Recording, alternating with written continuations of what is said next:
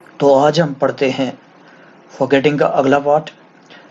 अभी तक हमने पढ़ा कि ह्यूमन मेमोरी जो उतनी ख़राब भी नहीं है, फिर कुछ मसलों में ह्यूमन मेमोरी उतनी अच्छी भी नहीं है। फिर हमने इसने बताया कि किस तरह से कुछ मामलों में ह्यूमन मेमोरी जो है बिल्कुल अच्छी नहीं चलती है, और वह कॉमनेस्ट फॉर्म जो है इसमें है वो है पोस्टिंग ऑफ लेटर्स। फिर इसने किताबों की मिसाल दी, वॉकिंग स्टिक्स की मिसाल दी। फिर उसके बाद इसने बताया कि किस तरह से स्पोर्ट्समैन ज़्यादा भूल जाते हैं बनिस्बत के आम आदमी के। और फिर इसने मिसाल दी कि किस तरह से वो वजह क्या है, वो भूलते क्यों है। फिर फिशरमैन की मिसाल दी, एंगलर्स की मिसाल दी, और लास्ट में इसने सवाल उठाया कि कौन कौन ट्रस्ट कर सकता है, कौन भरोसा कर सकता है कि वो कोलरिज या सोक्रेटिस को दें पोस्ट करने के लिए लेटर्स। ये दो फिलासफर्स थे, पोइट फिलासफर था कोलरिज। तो क्योंकि ये इनका सोल होता है हायर देन द ऑर्डिनरी, मतलब आम हिसाब से वो नहीं होते हैं, वो हायर लेवल पर होते हैं, वो हमेशा सोच में डूबे होते हैं। इसलिए उनको उन पे भरोसा नहीं किया जाता है कि वो मीडियाकर चीज़ें करे, दरमियाना मन की चीज़ें करे, आम सी चीज़ें करे, उनसे भरोसा नहीं किया जा सकता। अब आगे पढ़ते हैं। The question whether the possession of a good memory is altogether desirable has often been discussed. कहता है द क्वेश्चन, सवाल, ये सवाल, whether the possession of a good memory, कि आया कि अच्छी मेमोरी का पोजेस करना, अच्छी यादाश्त का अपने पास होना, इज ऑल टुगेदर डिजायरेबल, क्या ये बिल्कुल डिजायरेबल है, क्या ये बिल्कुल इसकी चाहत होनी चाहिए कि आपके पास अच्छी मेमोरी होना डिजायरेबल है कि नहीं है। ये सवाल द क्वेश्चन, इस सवाल को हैज ऑफन बीन डिस्कस्ड, इस सवाल को अक्सर औकात डिस्कस किया गया, अक्सर औकात इस पर बहस की गई है, इस पर बातें की गई हैं अक्सर औकात इस क्वेश्चन पर कि इंसान के पास अच्छी मेमोरी होनी चाहिए या नहीं होनी चाहिए। इस पर काफी डिस्कस हुआ है। And man with fallible memories have sometimes try to make out a case for their superiority। और कहता है एंड मैन, और लोग जिनकी and man with fallible memories, और आदमी जिनकी फैलेबल मेमोरीज होती है, फैबुलर मतलब डिफेक्टिव, फैलेबल मतलब डिफेक्टिव, जिनकी डिफेक्टिव मेमोरीज होती है, ऐसे लोग जिनकी यादाश्त में कोई फर्क होता है, कोई नुक्स होता है, डिफेक्ट होता है, अगर उनकी मेमोरी डिफेक्टिव हो किसी आदमी की, तो वो हुए मैन विद फैलेबल मेमोरीज। तो ऐसे लोग जिनकी मेमोरी फैलेबल है, उन्होंने क्या किया है, have often been have often have sometimes tried to make out a case for their superiority। और क्या था, उन्होंने बाज औकात कोशिश की है अपनी superiority का केस पेश करने की। मतलब जिनकी मेमोरी कमजोर होती है, डिफेक्टिव होती है, उन्होंने ही केस अपनी superiority का पेश करने की कोशिश की है। उन्होंने अपना केस पेश किया कि हम आम बाकी से सुपीरियर हैं, यानी कि बरतर हैं बाकी से, उन्होंने केस पेश किया है। और इसकी भी कोई वजह है कि उन्होंने अपना केस पेश किया है। लास्ट वाले पैराग्राफ में ज्यादा क्लियर हो जाएगा कि कैसे उनका जीना ज्यादा बेहतर होता। अ मैन दे से a man they say who is a perfect remembering machine is seldom a man of the first intelligence। अब ये 19 superiority के पेश करने की वाली बात है। ए मैन, एक आदमी, दे से मतलब कहा जाता, दे से मतलब कोई किसी खास ग्रुप की तरफ इशारा नहीं है, दे से मतलब इम्पर्सनल दे, लोग कहते हैं। एक आदमी कहा जाता है who is a perfect remembering machine, who is a perfect remembering a man, who is a perfect remembering machine, कहता है जो एक बिल्कुल परफेक्ट रिमेम्बरिंग मशीन होती है, यानी कि याददाश्त इतनी पक्की होती है जैसे कंप्यूटर की तरह की उसकी याददाश्त होती, परफेक्ट रिमेम्बरिंग मशीन, ऐसी मशीन जो बिल्कुल रिमेम्बर करती है। जैसे कंप्यूटर में आजकल के तो मोबाइल भी कंप्यूटर है, तो जैसे उसमें कुछ चीज स्टोर की जाती है ना, तो वो स्टोर ही रहती है, यानी कि वो सब कुछ याद रहता है। तो अगर आदमी ऐसा है जो परफेक्ट रिमेम्बरिंग मशीन की तरह है, एक आदमी जो कंप्यूटर की तरह याद रखता है, लोग कहते हैं is seldom a man of the first intelligence. ये कहता है वो कभी कभार ही आदमी होता है फर्स्ट इंटेलिजेंस रखने वाला आदमी। वो कभी आदमी जो परफेक्ट रिमेम्बरिंग मशीन है, एक आदमी जो बिल्कुल सब कुछ याद रखता है, वो कभी कभार ही सेल्डम ही होता है मैन ऑफ फर्स्ट इंटेलिजेंस रखने वाला आदमी, यानी पहले दर्जे वाली इंटेलिजेंस रखने वाला आदमी, पहले दर्जे वाले जहानत रखने वाला आदमी, इंटेलिजेंट आदमी, पहले का दर्जे का मतलब टॉप मोस्ट इंटेलिजेंट, तो जानते हो आप, जो मतलब जिसको हम कहते हैं इंटेलिजेंट, जो परफेक्ट टाइम पर सही सोचे, सही समझे और सही डिसीजन ले, उसके लिए हम कहते हैं इंटेलिजेंट। भला इंटेलिजेंट है जी, भले इंटेलिजेंट इंसान हिसाब से होता है, जिस वक्त वो ठीक वक्त पर ठीक काम करे तो उसको हम इंटेलिजेंट कहेंगे। And they quote various cases of children और man who have marvellous memories, and they quote various cases of children, और कहते हैं वो कोट करते हैं बहुत से केसेस चिल्ड्रन के, बच्चों के, एंड मैन और आदमियों के who had marvellous in memories, जिनकी मार्वलस मेमोरीज थी। अब वो केस कोट करते हैं, यानी कि वो हवाला देते हैं उन बच्चों का या उन आदमियों का जिनकी मार्वलस मेमोरीज थी, जिनकी करिश्मा साज यादाश्त थी, जिनकी मार्वलस ऐसी मेमोरी जो मार्वल होती है अपने आप में, something something great, extraordinary, something beyond understanding, something very, very excellent, very special. And yet had no intellect to speak of, लेकिन फिर भी उनके पास कोई इंटेलेक्ट नहीं था। ऊपर इंटेलिजेंस का वर्ड आया, यहाँ इंटेलेक्ट का वर्ड आया, और दोनों की सेम ही एक ही सेंस में यूज हुआ है।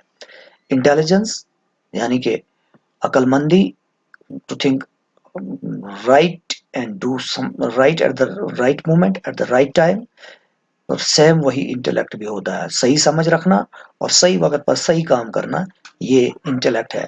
लेकिन कहता वो जो लोग कहते हैं कि जो परफेक्ट रिमेम्बरिंग मशीन होता है आदमी, वो कभी कभार ही फर्स्ट इंटेलिजेंस वाला आदमी होती है, पहले दर्जे की इंटेलिजेंस रखने वाला आदमी होता है। और मिसाल वो पेश करते हैं उन बच्चों की, उन आदमियों की जो जिनकी मॉरल्स मेमोरीज थी, बहुत ही इंतहाई दर्जे की यादाश्तें थी, लेकिन कोई इंटेलेक्ट नहीं था जिसकी बात की जा सकती हो, कोई अकलमंदी वाली जहानत वाली कोई बात नहीं थी उनमें जिसकी हम बात कर सकते हैं। I imagine however that on the whole the great writers and the great composers of music have been men with exceptional powers of memory। कहता है मैं इमेजिन करता हूं, ताहम, आई इमेजिन, मैं तस्वुर करता हूं, ताहम, हावर से मतलब है ताहम, that on the whole the great writers and the composers of music have been men with exceptional powers of memory। तो कहता है मैं तस्वुर करता हूं कि ऑन द होल यानी ओवरऑल, जब सब चीजें मद्देनजर रखी जाए, the great writers and the great composers, जो बड़े राइटर्स हुए हैं, जो बड़े राइटर्स, जो बड़े लिखने वाले, जो कुछ चीज लिखते हैं, ऑथर्स जो किताबें लिखते हैं या और कुछ लिखते हैं, and the great composers of music, और जो बड़े म्यूजिक बनाने वाले, कंपोज करने वाले, म्यूजिक बनाने वाले, यानी कि तराना बनाने वाले, जो बड़े कंपोजर्स रहे हैं, have been man with exceptional powers of memory. कहता है वो रहे हैं ऐसे लोग जो एक्सेप्शनल पावर्स ऑफ मेमोरी के साथ थे, यानी कि उनको अलग किस्म की ताकत थी यादाश्त की, ऐसे लोग वो रहे हैं जो बड़े राइटर्स रहे हैं या बड़े म्यूजिक कंपोजर्स रहे हैं, वो रहे हैं लोग जिनकी एक्सेप्शनल पावर्स ऑफ मेमोरी रही है, यानी अलग किस्म की यादाश्त की ताकत रही है उनकी। बड़े राइटर्स और बड़े म्यूजिकल कंपोजर्स की अलग किस्म की यादाश्त थी, एक्सेप्शनल मतलब आम जैसी नहीं, ऑर्डिनरी से हट के, यानी कि other than the ordinary but special to ordinary. The poets I have known have had better memories than the stock brokers. कहता है the poets, the शायर लोग, the poets I have known, जो जिन शायरों को मैं जानता हूँ had better memories than the stock brokers. उनकी बेहतर मेमोरी थी बनिस्बत के स्टॉक ब्रोकर्स के, दलालों के. स्टॉक ब्रोकर्स, स्टॉक ब्रोकर्स मतलब दलाल, मतलब ये फाइनेंसिंग में होता है, person who buys and sells shares, यानी कि पर्सन जो बाई करता है और सेल करता है शेयर्स स्टॉक एक्सचेंज में, यानी कि जो स्टॉक में जो शेयर्स बेचता है उसको क्या बोलते हैं, दलाल.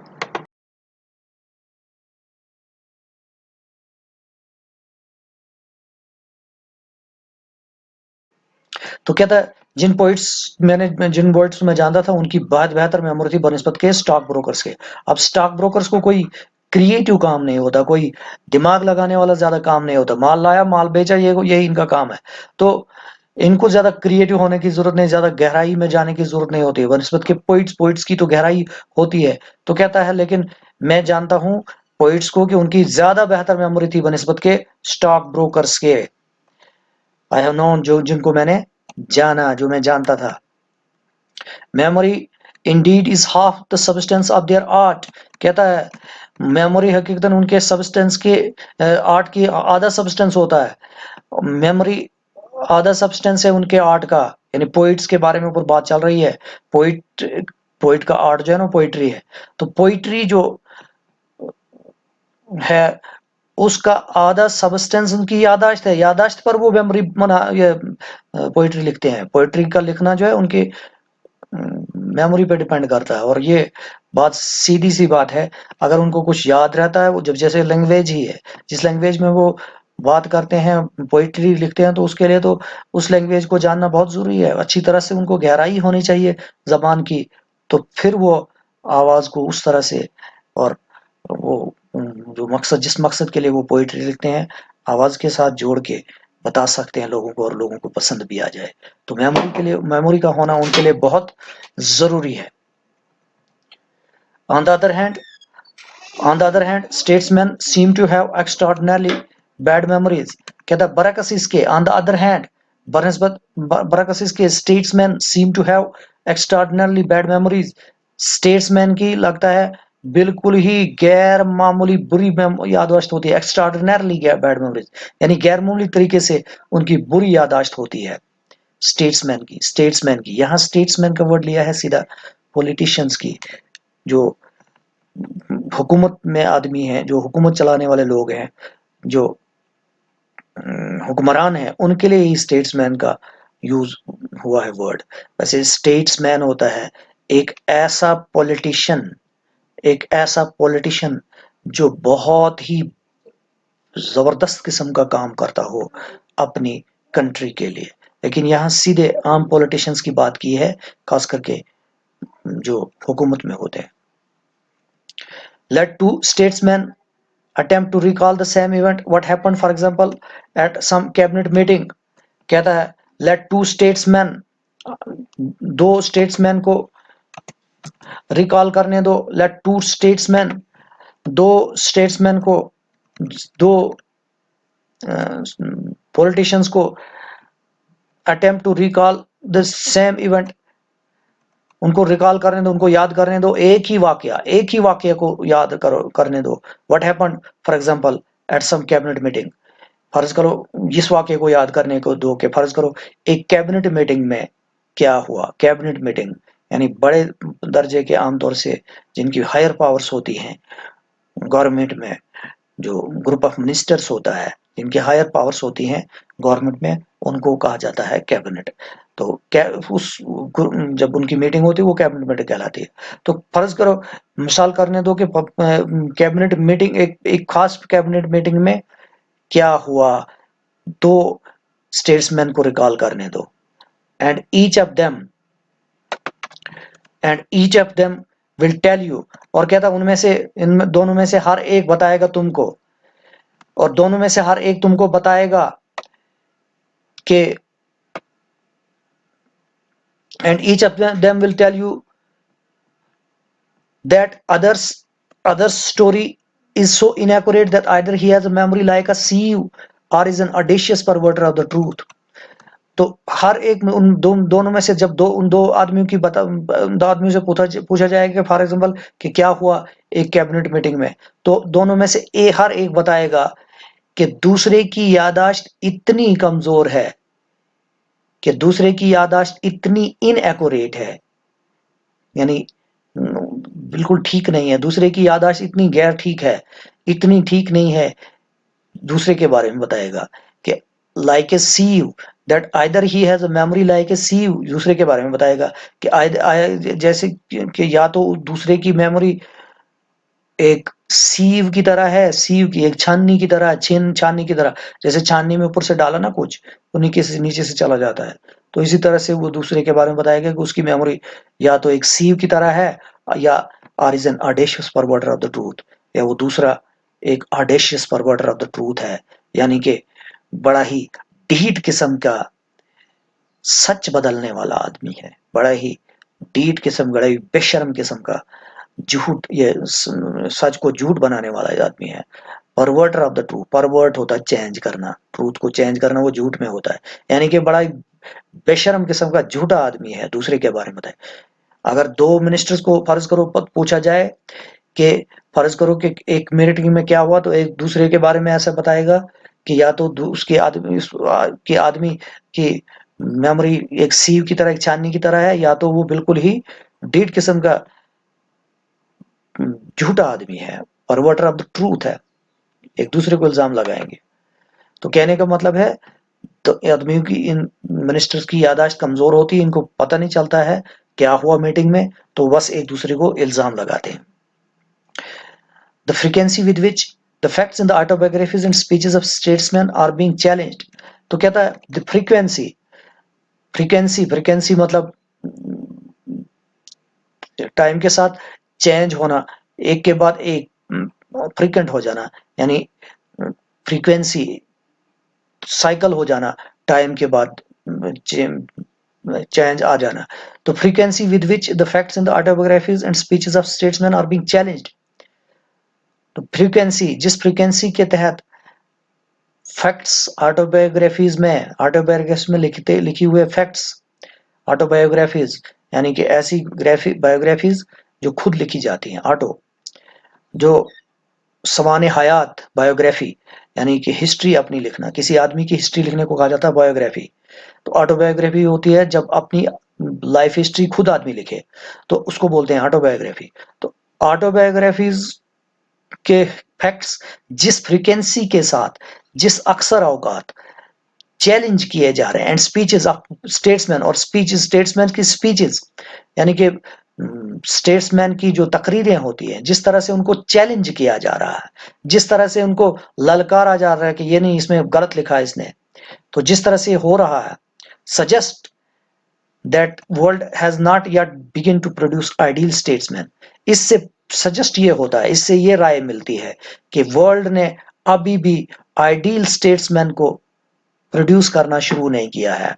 आइडियल स्टेट्समैन ऐसे स्टेट्समैन जो आइडियल होते हैं, आइडियल का मतलब है बिल्कुल हाईएस्ट स्टैंडर्ड के होना, तो आइडियल स्टेट्समैन प्रोड्यूस करना अभी भी स्टेट्समैन ऐसे दुनिया ने प्रोड्यूस नहीं किया है, करना शुरू नहीं किया है।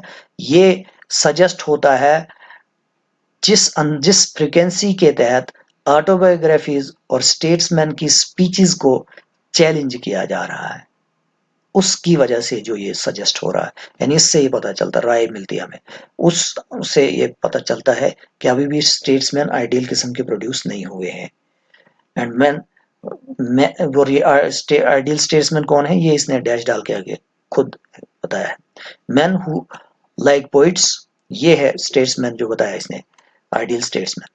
Man who like great poets, ऐसे आदमी जो बड़े पोइट्स की तरह, बड़े शायरों की तरह have have the genius of memory and intellect combined, जिनके अंदर मेमोरी और इंटेलेक्ट का जीनियस इकट्ठा होता है, कंबाइंड होता है, यानी दोनों चीजें होती हैं, उनके अंदर मेमोरी भी होती है, उनके अंदर इंटेलेक्ट भी होता है, और ये दोनों एक ही साथ इनकी इनका जीनियस बनते हैं, इनके साथ इनका असली हुनर बनते हैं, असली फन बनते हैं, असली वो माखज बनते हैं, जिसके जरिए वो मतलब कहें कैसा कहे जा सकते हैं कि उनको हम आइडियल स्टेट्समैन कहें।